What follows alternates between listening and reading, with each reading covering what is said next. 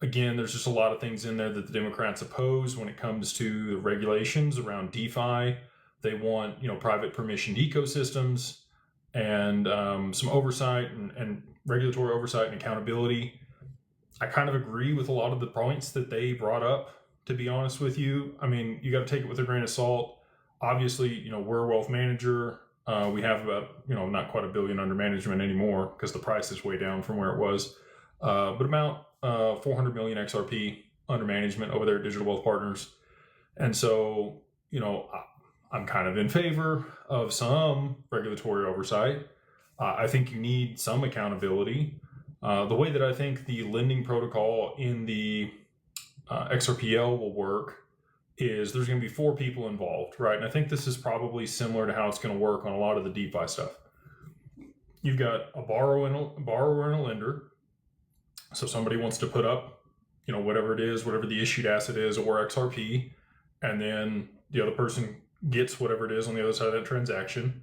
So if you want to borrow ROUSD against XRP, you've got those 2 parties that are willing to contribute to the pool and earn an interest rate, and somebody's willing to pay that interest rate to be able to get that loan. You probably need a broker.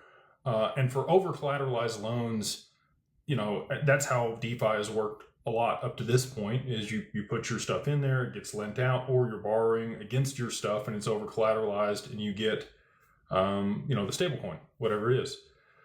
If you want traditional loans done through this protocol, and I think people will want that. I think banks and institutions will be, looking to use this. You're probably going to need a broker that sits in there, somebody that has oversight, that underwrites the risks, that understands the constraints around the loans and can be a neutral third party between the 2 people that are transacting. And then you'll probably have to have an arbiter if there is, litigation, or somebody sues somebody, or, things don't work out the way that they were supposed to. The broker and the borrower are going to have to be the people that sign off, or the lender are going to have to be the people that sign off when the loan's repaid, to be able to release the collateral. And if they're not, for whatever reason, because the loan wasn't paid off, then there's going to be arbitration, and you probably need somebody with, visibility of that ecosystem to make sure that they're making the right determination based on the information that's actually there that happened on chain. So I think it'll work similar to some of these other DeFi ecosystems. You're probably going to have oversight or purview by a regulator. So it'd be kind of like the arbiter. People are participating and the regulator needs visibility into that ecosystem.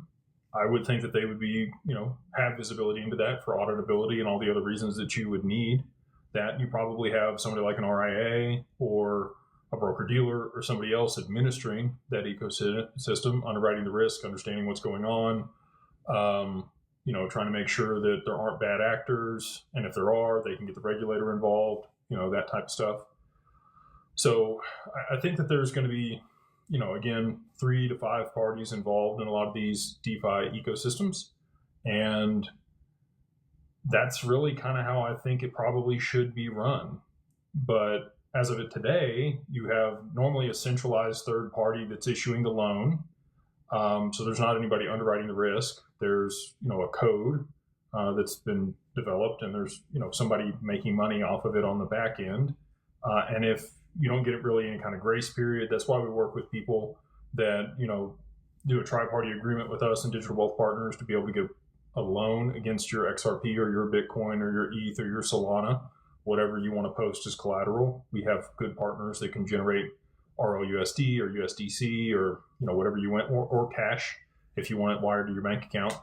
All those things are good, right? But if there's a huge liquidation in the market, like we've seen over the past little while here, we did unfortunately have a couple of people that couldn't meet the capital calls in this last liquidation, but on 10/10, when it rebounded very quickly, we had no issues, whereas a lot of other people that were leveraged immediately got liquidated. There's no grace period if you're just participating in a DeFi protocol without these additional benefits, right? And I think people want both. I think people want some grace. You still want, insurance. You still want the assurances that you're going to get from TradFi, but at the same time, you want the efficiencies and the benefits that you're going to get from DeFi. And I think that the legislation will get there, but I think it's going to take a while. I think they're going to have to strip that piece out of the Clarity Act and just, kind of define what are commodities, what are currencies, what are securities. Is there a safe harbor period for something to go from a a securities offering over to a commodity? How decentralized does the network need to be, if that's the parameter at all? I mean, Brad Garlinghouse has talked about that really doesn't make sense as the parameter. I don't know. I don't have all the answers. I'm just, looking at things and, talking about what I think. That's probably a good time for my disclaimer. I'm not a financial advisor. This is not financial advice. I like XRP. I invest in XRP. We built our business around that for the majority of it. We're launching a Bitcoin product. I'm going to be speaking at Bitcoin Las Vegas this year. We work with Fidelity to be able to launch that and democratize access to it. We're going to continue to bring, innovative products to market, but I can't tell you what to invest in. I'm just one guy on the internet that talks about stuff, and you should be watching a lot of different people. We started the legal process with them back in like June of 24. And we've become very familiar with everything over there and the intricacies and all that stuff. And again, a lot of friction, but they are a OCC chartered, federally chartered bank, and rightly so, right? So again, kind of a give and take on some of this stuff. I know, like I said before, not for everybody. We have a lot of our clients hold some assets away. So kind of like your long-term bag that you plan to, use to generate income and grow over the long term. They put at Anchorage, and then they'll keep some on an exchange or on their cold wallet out of that. That also lowers their AUM fees, right? If we're not managing all of your assets, you would pay less. And that's probably a good time to mention this. So I don't want to, have to pay the fees until I can cover them with the yield product, which we completely understand. So if you want to be proactive and you want to go ahead and set that up, you've already set up an LLC, you're going to onboard your assets over there, you're going to get there eventually anyway.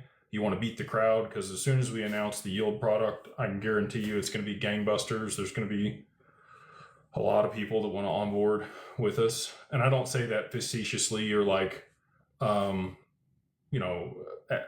or with the ego.